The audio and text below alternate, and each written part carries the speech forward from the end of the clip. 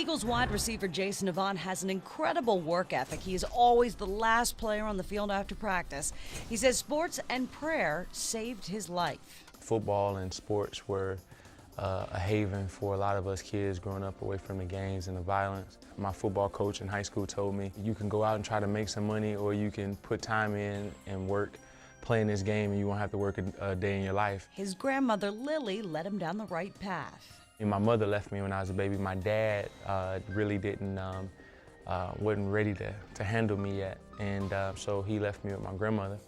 And my grandmother had a lot of people staying with her. Due to a lack of money, I had to sleep in the same bed as my grandmother. The other 12 people in my house were, you know, in gangs, did drugs, or, you know, those types of things. So before you know it, sixth grade, I found myself out there on the corners and on the south side of Chicago, doing bad things, selling drugs, all those types of things. It's multiple times where my house has been shot up. It's multiple times where I should have been killed.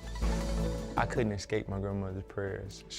I could not escape them. I used to try to run from her and run from the church.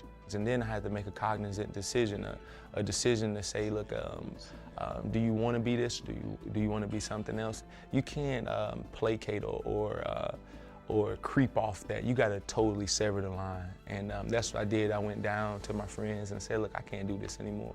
Then came football grudgingly. The truth of the matter is that in Chicago, we grew up with Michael Jordan and Scottie Pippen. Yeah. So you have to pay kids to play football in Chicago. But his high school basketball coach, who also coached the football team, told him he had to play both or nothing at all. Played receiver for the first time my junior year, 1 year playing football.